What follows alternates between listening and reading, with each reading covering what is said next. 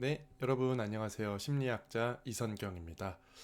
오늘은 지혜로운 사람, 그리고 통찰력 있는 사람이 되게 어렵다라는 생각을 할 수 있는데, 당당하게 얘기하기가 어렵죠? 여러분은 지혜로운 사람인가요? 아니면 여러분은 통찰력 있는 사람인가요? 쉽게 맞아요 라고 대답하기가 쉽지 않단 말이죠. 근데 사실은 이거 되게 쉽게 심리학에서는 설명을 하고 있는데, 그 아주 간단한 통찰의 심리학 중에 제일 앞에 0.5%만 오늘 간단하게 다뤄보려고 합니다. 자, 우리가 속았던 심리학 이야기, 지혜로운 사람, 통찰력 있는 사람, 나도 될 수 있을까요? 일단 이 지혜와 지식에 대한 차이점부터 살짝 다뤄보려고 해요. 우리는 초, 중, 고, 대학교 긴 시간 동안 또는 뭐 대학원 또는 죽을 때까지 평생 학습의 시대에 살고 있는데 열심히 지식을 축적합니다. 근데 이걸 지혜로 바꾸는 게 쉽지 않죠. 일단 지식은 이렇게 설명할 수 있어요. 변기가 막혔다. 변기가 막혔다. 그러면 어떻게 하시겠어요? 뭐 몇 가지 방법이 있지만 대표적으로 이 뚫어뻥을 가지고 와서 뚫는다. 요게 이제 저희가 가지고 있는 해답이잖아요. 우리 머릿속에 거의 다 들어있죠. 또는 뭐 액체 같은 것도 있어요. 근데 사실 변기가 막혔으면 액체로는 쉽지 않죠. 그러면 만약에 우리 집에 뚫어뻥이 없어요. 그럼 어떻게 하실 건가요? 제가 이거 갑자기 좋은 꿀팁을 알려드릴 수 있는데 이런 꿀팁이 있습니다. 이 페트병 1.5리터짜리 실제로 저도 해본 적이 있는데 변기에 막혔는데 뚫어뻥이 없었거든요. 페트병을 이제 오목한 부분 말고 좀 균일한 부분에서 가위 같은 걸로 잘라줍니다. 조심스럽게 자르시고요. 그 다음에 페트병을 뒤집어서 넣고 가운데를 팍 이렇게 눌러주면은 물이 바깥으로 나오는 게 아니라 안쪽으로 들어가는 거죠. 뚫어뻥이랑 원리가 똑같습니다. 이게 바로 지식과 지혜의 차이라는 거예요. 지식은 우리 머릿속에 이미 가지고 있는 이러 A면 B, C면 D, 변기가 막혔으면 뚫어뻥으로 뚫는다인데 뚫어뻥이 없을 때 이 바람을 밀어 넣어주는 원리를 생각해서 페트병을 사용할 수 있냐 없냐가 지혜와 지식의 이제 차이라고 볼 수 있어요. 또는 그래서 나중에 혹시라도 뚫어뻥 없으시다면 한번 해보세요. 근데 이게 조금 그 위험하긴 하지만 안쪽까지 쫙 밀어 넣어서 한 뭐 세네 번 빡빡빡빡 그 자신 있게 하시면 됩니다. 좋습니다. 또 다른 예시가 재밌는 게 있어가지고 가져왔는데 이 숫자를 딱 보시자마자 뭐지? 하면서 이 숫자를 읽게 됩니다. 예를 들면 5살짜리 저희 조카가 이제 5살 정도 됐는데 5살짜리 조카한테 이걸 보고 이거 뭐야? 라고 하면은 저희 조카는 이렇게 얘기할 거예요. 이거 1, 2, 4, 7, 11 물음표야. 이게 바로 지식이고요. 지혜로운 사람은 지금 머릿속에서 뭘 하고 있죠? 이 숫자 너머에 물음표에 뭐가 들어가지라는 메커니즘을 찾기 위해 노력하고 있습니다. 혹시 정답 찾으셨나요? 바로 한번 공개해 볼게요. 요 물음표의 숫자는요, 이런 메커니즘을 가지고 있어요. 1에서 1을 더해서 2가 됐고요. 2에서 2를 더해서 4, 4에서 3을 더해서 7, 7에서 4를 더해서 11. 그 다음에 메커니즘은 뭐죠? 5를 더해서 저 물음표에 위치한 숫자는 16이 되는 겁니다. 이게 바로 지식과 지혜의 어떤 깊이의 차이라고 볼 수 있어요. 지식은 겉으로 표면적으로 드러나 있는 것, 지혜는 그 너머에 어떤 패턴화 되어 있는 것이라고 볼 수 있죠. 그래서 이 엑셀에 대한 비유를 통찰의 심리학자들이 사용을 하는데요.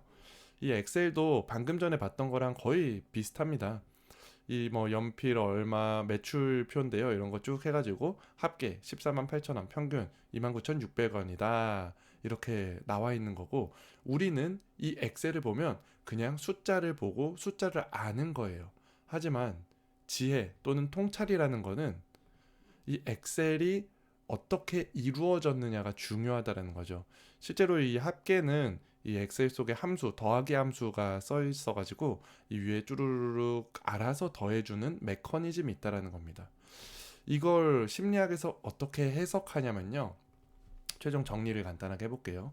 지식은 지금이 현 상황에서 무언가를 바라보고 알아차리는 것 정도를 지식으로 봅니다.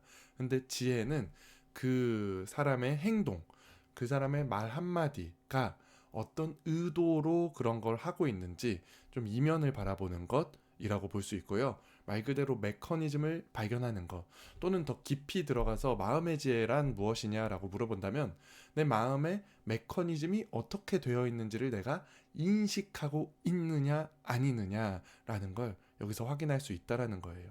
그래서 상대방이 얘기를 할 때도 상대방의 이면을 파악하는 게 저희 대화 관계에 정말 중요하잖아요. 그것이 바로 지혜로운 사람이 되는 방식이겠죠. 또는 예를 들어서 사람마다 어떤 큰 정말 그 약한 부분이 있거든요. 예를 들면 저 같은 경우에는 완벽하고자 하는 그 완벽주의 성향이 좀 있었어 가지고 완벽주의에 공격받는 것. 예를 들면 제가 하지 않았는데 제가 했다고 누군가가 저를 오해한다. 그러면 저는 나는 내가 하지 않았는데 내가 했다고 오해받으니까 제가 가지고 있는 완벽성이 완전히 깨지는 거잖아요. 그럴 때는 이제 감정이 주체하지 못하게 막 올라오기도 해요. 근데 이 지식은 그걸 아는 겁니다. 아, 나는 완벽주의 성향이 있어서 누군가로부터 오해를 받으면 감정이 올라와. 여기까지는 지식의 단계라고 볼 수 있어요. 또는 얕은 지혜. 근데 진짜 마음의 지혜를 잘 다루기 위해서는 왜 그런 일이 일어났지? 아, 어린 시절, 유년 시절을 돌아보니까 나는 둘째로서 엄마 아빠 말 잘 들으면서 엄마 아빠를 속상하게 하지 않고 건강하게 바라는 모습대로 자라야지 착한 아들인 거야. 순종적인 사람이 착한 아들인 거야. 라는 어떤 관념을 가지고 그걸 굳건히 지키면서 자라왔기 때문에 뭔가 내가 부족한 면을 보이던가 좀 그런 그 엉성한 면 또는 진짜 내 속마음 같은 걸 보이는 것 그런 거를 어려워하는구나. 이 메커니즘을 발견하는 것. 아주 깊이 들어가죠. 그걸 마음의 지혜라고 볼 수 있는 겁니다. 그럼 지혜를 또는 통찰을 늘리기 위해서 뭐를 하면 좋을까? 결론적으로 한마디로 정리를 해드리면 뭘 안 하는 연습을 하셔야 됩니다. 우리가 깊은 인식을 하기 위해서는요, 내 마음이 항아리처럼 생겼는데 내가 계속 찾아요, 뭐를. 그럼 이제 항아리에 손을 넣어서 막 휘젓는 거예요. 항아리 안에 가라앉아 있던 먼지 같은 게 내 마음에 가득 차게 됩니다. 그러면 진짜 내 마음을 발견하기 어려울 수 있거든요.